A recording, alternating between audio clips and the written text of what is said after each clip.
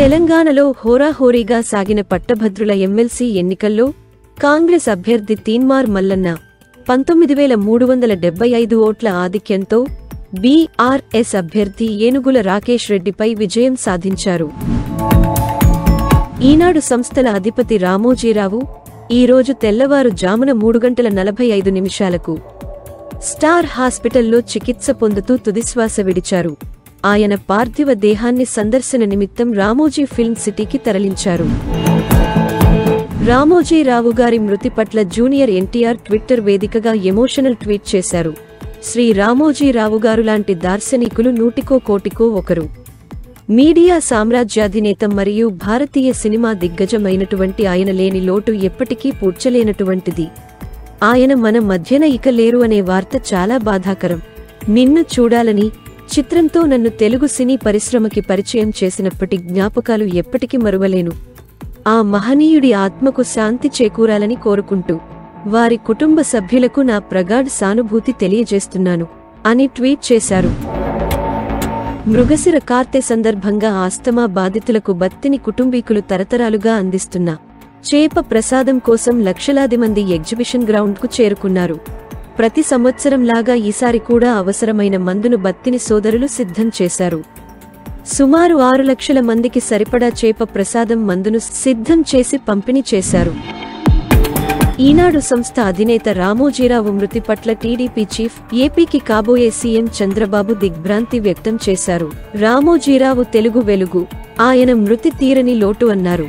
రామోజీరావు మృతి తనను తీవ్ర ఆవేదనకు గురిచేసిందన్నారు చంద్రబాబు. అక్షర యోధుడు రామోజీరావు సేవలు ఎనలేనివి అని కొనియాడారు.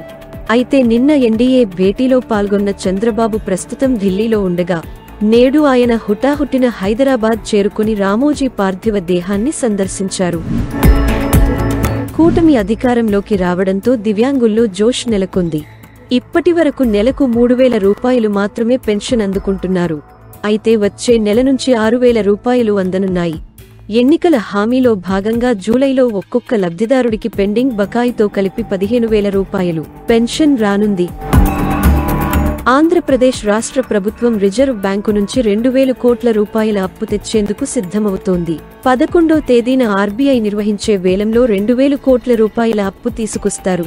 ఏప్రిల్ నుంచి జూన్ 4వ తేదీ వరకు జగన్ 25,000 కోట్ల రూపాయల అప్పులు తెచ్చారు. ప్రస్తుత ఆర్థిక సంవత్సరంలో ఏప్రిల్ నుంచి సెప్టెంబరు వరకు వాడుకోవడానికి 47,000 కోట్ల రూపాయల అప్పులకు కేంద్రం అనుమతిచ్చింది. సగానికి పైగా అప్పులను జగన్ కేవలం 2 నెలల్లోనే తెచ్చి వాడేశారు. ఇంకో 4 నెలలకు గాను ఇంకా 22,000 కోట్ల రూపాయల అప్పుల పరిమితి మాత్రమే మిగిలి ఉంది. ఎన్నికలు అయిపోయాయి, ఫలితాలు కూడా వచ్చేశాయి. ఇప్పుడు ఆంధ్రప్రదేశ్లో చంద్రబాబు నాయుడు నేతృత్వంలో ప్రభుత్వం ఏర్పాటు కాబోతోంది. ఈ నేపథ్యంలో ఏపీ రాజధాని విషయంలో పెద్ద చర్చ నడుస్తోంది. 10 ఏళ్లపాటు ఉమ్మడి రాజధానిగా ఉన్న హైదరాబాద్ గడువు జూన్ 2తో ముగిసింది. ఇప్పుడు టెక్నికల్ గా ఏపీకి రాజధాని లేని పరిస్థితి ఉంది. కేంద్రం అమరావతి రాజధాని అని ఇంతకు ముందు కూడా ప్రకటన చేసింది. కానీ గత ప్రభుత్వ హయాంలో 3 రాజధానుల పేరిట జరిగిన హంగామాలో అమరావతిలో అన్ని పనులు నిలిచిపోయాయి. చంద్రబాబు నాయుడు జూన్ 12న ముఖ్యమంత్రిగా ప్రమాణ స్వీకారం చేయనుండడంతో అదే రోజు రాష్ట్రానికి మొదటి అధికారిక రాజధానిగా అమరావతిని ప్రకటిస్తారని చెబుతున్నారు. భారత ప్రధాన మంత్రిగా నరేంద్ర మోడీ 3వ ప్రమాణ స్వీకారోత్సవానికి ఏర్పాట్లు కొనసాగుతున్నాయి. రేపు ఢిల్లీలో జరగనున్న ఈ కార్యక్రమానికి పెద్ద ఎత్తున భద్రతా ఏర్పాట్లు జరుగుతున్నాయి. 5 కంపెనీల పారామిలిటరీ బలగాలు, ఎన్ఎస్జీ కమాండోలు, డ్రోన్లు, స్నిపర్లతో బహుళస్థాయి భద్రతను ఏర్పాటు చేశారు. ఇక రేపు 3వ దేశ ప్రధానిగా మోడీ రాష్ట్రపతి భవన్లో ఆదివారం రాత్రి 7:15 ప్రమాణ స్వీకారం చేయబోతున్నారు. కాంగ్రెస్ వర్కింగ్ కమిటీ సమావేశంలో లోక్సభ ఎన్నికల ఫలితాలపై చర్చించి తదుపరి వ్యూహంపై నిర్ణయం తీసుకోనున్నారు. శనివారం ఉదయం 11 గంటలకు హోటల్ అశోక్లో జరిగే సిడబ్ల్యూసీ సమావేశానికి పార్టీ అధ్యక్షుడు మల్లికార్జున్ ఖర్గే, సోనియా గాంధీ, రాహుల్ గాంధీ, ప్రియాంక గాంధీ, ఇతర సభ్యులు హాజరయ్యారు. బీజేపీ పాలిత మధ్యప్రదేశ్లో దళితులకు రక్షణ లేకుండా పోతున్నది. దళిత సర్పంచ్ను కొందరు వ్యక్తులు చెట్టుకు కట్టేసి చితకబాదారు. మోరెనా జిల్లాలోని కౌతర్కలాన్ పంచాయతీ సర్పంచ్ను వెంటనే పదవి విడిచిపెట్టి ఊరు నుంచి వెళ్లిపోవాలని గత 2 ఏళ్లుగా కొందరు వేధిస్తున్నారు. దానికి అతడు ఒప్పుకోకపోవడంతో అతడిని చెట్టుకు కట్టేసి చిత్రహింసలు పెట్టారు. బాధితుడు గురువారం పోర్సా పోలీస్ స్టేషన్లో ఫిర్యాదు చేశారు. గూండాల వేధింపులు తాళలేక సర్పంచ్ గ్రామాన్ని విడిచిపెట్టారని స్థానికులు తెలిపారు. దేశంలో బీజేపీ నేతృత్వంలోని ఎన్డీఏ కూటమి వరుసగా మూడోసారి విజయం సాధించడంతో నరేంద్ర మోడీ భారత ప్రధాని కాబోతున్నారు.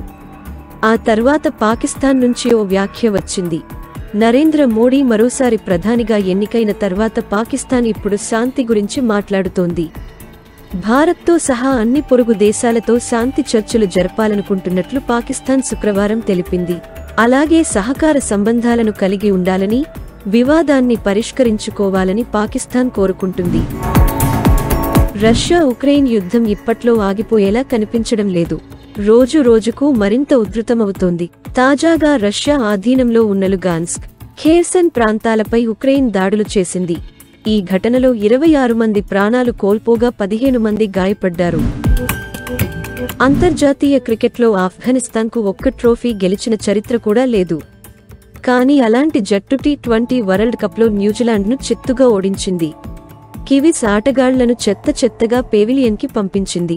ఏకంగా 84 పరుగుల తేడాతో సంచలన విజయం నమోదు చేసింది.